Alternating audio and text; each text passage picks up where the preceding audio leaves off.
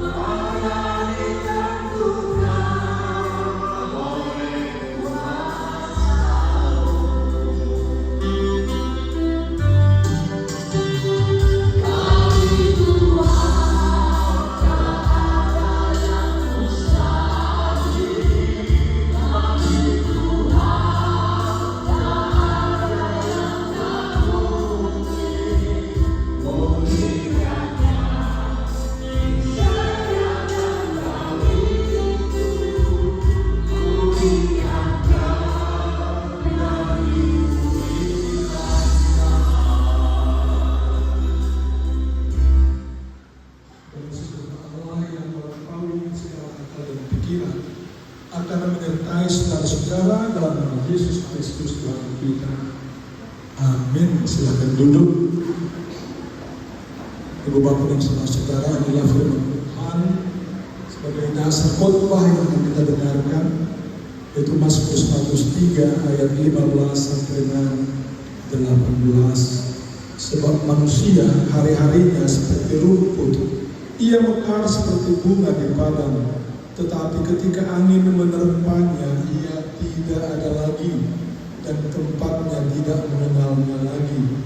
Namun kasih setia Tuhan dari selama-lamanya sampai selama-lamanya kepada orang-orang yang takut akan Dia, dan keadilannya bagi anak cucu mereka, bagi orang-orang yang menjaga perjanjiannya dan ingat untuk melakukan hukum-hukumnya. Dia firman Tuhan pada siang hari ini. Yang pertama, maaf saudara-saudara, suara saya agak tidak bagus, tapi saya tetap harus berdiri di sini untuk memenuhi janji kita mengadakan kebaktian ini sambil mendengarkan firman Tuhan. Saudara-saudara, ketika tadi kita membaca Mazmur 103 ini dan kita kaitkan dengan acara kita pada hari ini, maka sungguh-sungguh saudara, kita melihat sebuah perbandingan tahun 67 sampai dengan 69 dengan kita yang ada sekarang pada tahun 2028. Coba dulu saling melihat yang satu dengan yang lain. Dia ini dulu teman kita tahun 67 sampai dengan 69. Beberapa sudah pergi seperti tadi dah dibaca oleh Laitongo Siaan. Beberapa sudah pergi saudara-saudara. Dan kalau saya bertanya, apakah sama kita tahun 67, 69 dengan kita yang ada sekarang 2025? Pastilah sekarang kita mengatakan masih sama. Masih sama, betul. Pasti ada yang sama. Sifat, karakter, pembawaan. Nah, kita ada juru tahun orang berusia masih juga tahun 2025 seperti ini. Kecuali memang ada berbeda. Tapi selebihnya jangan-jangan masih sama ya. Jangan-jangan masih sama. Maaf kalau saya mengatakan Nida memang tersama mantik-mantik do. Malah na ibu-ibu naik malah na bapak-bapak mantik-mantik. Tapi saudara, bagaimana walaupun kita mengatakan sama, tapi firman Tuhan pada hari ini tidak bisa kita sangkal mengatakan bahwa sama seperti bunga yang begitu mekar pada tahun 67-69, tapi pada tahun 2025 bunga itu ditiup oleh angin, dia lalu layu dan kita tidak tahu di mana lagi dia berada. Begitu kita sekarang. Saudara, apakah kita menyadari hal-hal seperti itu? Tadi pagi kami masih ngobrol-ngobrol dengan lain teman-teman. Ketika kami mengatakan, masih bisa gak kita 15 tahun lagi? Oh masih. Dengan sangat yakin teman-teman itu mengatakan masih bisa. Kalau 15 tahun lagi berarti tahun 2040. Aku sih kalau boleh minta sama Tuhan dan pola Tuhan sampai itu saya. Terlalu capek barangkali saya berjalan 15 tahun dari sekarang, gitu ya. Tapi yang mau saya katakan kepada teman-teman sehubungan dengan firman Tuhan ini dan sehubungan dengan kesamaan atau ketidaksamaan itu adalah bahwa kita harus mengakui, harus diingatkan bahwa waktu adalah singkat. Waktu adalah singkat. Apakah kita masih dikasih waktu 15 tahun lagi? Itu rahasia Tuhan. Jangan-jangan kita hanya sampai minggu depan saja. Itu pun adalah rahasia Tuhan.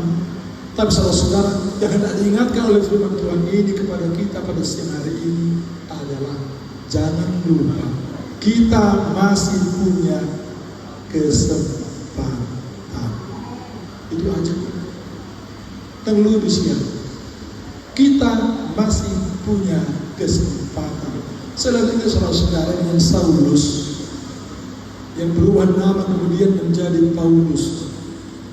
Yang kita tahu secara moral, Saulus itu orang baik apa tidak? Orang baik. Salah kita saudara kalau kita mengatakan bahwa Saulus adalah orang jahat. Tidak meyakini apa yang diajarkan agamanya, maka Saulus itu adalah orang baik. Karena dia mau mempertahankan agamanya, dia sampai menangkapi orang-orang Kristen dan menjebloskan ke penjara kalau sampai ya. Tapi kemudian Tuhan memberikan kesempatan kepadanya untuk berubah dan jadilah dia menjadi seorang pemberita Injil. Bayangkan saudara-saudara, dari 27 kitab surat yang ada di Perjanjian Baru, 13 atau 14 tahun itu ditulis tangan oleh orang ini yang diberikan kesempatan oleh Tuhan untuk berubah. Pertanyaan saya seringkali adalah, bagaimana sekiranya Saulus tak pernah diberi kesempatan oleh Tuhan? Maka kekristenan tidak akan seperti sekarang. Bagaimana kalau Saulus tidak pernah diberikan kesempatan oleh Tuhan untuk berubah dari orang yang mengandalkan kekuatan dan kebenaran sendiri menjadi orang yang mengandalkan kekuatan daripada Tuhan Allah dan rahmat karunia daripada Tuhan Allah? Bagaimana kalau tidak ada? Nah, itu juga saudara-saudara yang hendak saya ingatkan kepada kita semua, masih peringatan bahita. Masih peringatan bahita. Bagaimana kita harus menggunakan waktu yang masih ada ini. Bahwa hidup itu adalah kesempatan. Tadi Bang Rajiman sudah memperdengarkan kesaksiannya kepada kita. Terima kasih. Kita harus mengatakan, muliakanlah di Tuhan yang memberikan kesempatan itu kepada orang Rajiman. Sehingga ini ada. Sehingga pribadi ada, sehingga kita punya kesempatan untuk bersekutu di sini. Bagaimana kalau tidak ada kesempatan itu? Saya juga harus mengatakan secara pribadi, terima kasih kepada Tuhan yang telah memanggil ibuku pada tahun 1975. ibu yang menyuruh saya menjadi pendeta. Aku gak suka. Bahkan juga dulu teman-teman SMA heran ketika mendengar, bah, jadi pendeta si Bilma dari pas 3. Kok bisa? Saya juga gak suka. Gak pernah saya suka jadi seorang pendeta. Ibuku yang mengatakan, sampai tingkat 3 saya gak suka. Tapi kemudian waktu berjalan saya harus ikut tingkat 6 tahun 75 Agustus. Dia yang meminta saya menjadi pendeta itu meninggal dunia. Dan begitu dia meninggal dunia, saya mengatakan, Moleatema, saya tak terikat lagi dengan janji kepada ibuku menjadi pendeta. Tapi lalu dosenku orang Australia pada waktu itu mengatakan, Bilman, ingat, ini dia yang dikatakan bahwa Tuhan memberikan kau kesempatan. Sadari sekarang, bukan ibumu yang meminta kau jadi pendeta, tapi Tuhan yang meminta kau jadi pendeta. Terima kasih Tuhan, Engkau memberikan kesempatan kepada saya memahaminya. Bagaimana kalau tidak ada saudara-saudara? Tak pernah kita akan ketemu sebagai orang Kristen. Tak pernah kita akan bertemu sebagai satu jemaat seperti ini. Terima kasih. Lalu bagaimana dengan waktu saudara? Bagaimana dengan waktu teman-teman yang sangat kukasihi? Jangan pernah mengabaikan kesempatan. Tinggal dengar-dengar saja, tinggal sadari saja saudara-saudara. Maka kita harus menggunakan kesempatan yang ada diberikan Tuhan kepada kita untuk menjadi alat baginya. Alat memberitakan damai, alat memberitakan pertemanan, alat untuk membagikan cinta kasih, dan alat untuk berbagi kasih karunia seperti yang diajarkan Yesus Kristus kepada kita. Amin. Saudara, mari kita berdoa. Terima kasih Bapa di surga, terima kasih untuk firman yang boleh kami dengar, yang mengingatkan kami Tuhan akan hidup kami, yang adalah kesempatan yang Tuhan berikan kepada kami, Tuhan jadikan kepada kami, supaya kami lebih dengar-dengaran akan firman-Mu dan mau memberi diri kami sebagai alat Tuhan untuk menyatakan sukacita-Mu, menyatakan damai-Mu, menyatakan kehendak Tuhan dimanapun kami berada. Terima kasih Bapa, sudah sekian lama kami menjadi pendengar firman Tuhan. Tuhan memanggil kami supaya kami mau juga menjadi pemberita firman. Sudah begitu lama Tuhan kami bekerja mencari uang di dunia ini. Tiba saatnya kami juga harus mendengar bahwa kami juga harus menjadi pemberita firman Tuhan. Di sini kami Tuhan, orang-orang yang sudah usia 70 tahun lebih ke atas, kami mendengarkan suara-Mu. Ajaklah kami Tuhan, pakailah kami. Jadikan kami sebagai bagian daripada kehendak.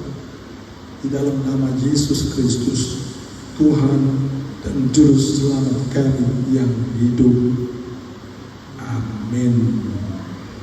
Kita nyanyikan lagu bersama. Hidup ini adalah kesempatan.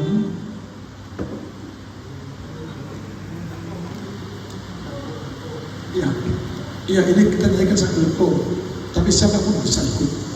Ya, tidak harus angkatan 9. Siapapun termasuk juga dengan lansia bilbana. Kita nyanyikan. Ya. Kembali kita bangkit berdiri, kita angkat pujian kita. Kor gabungan.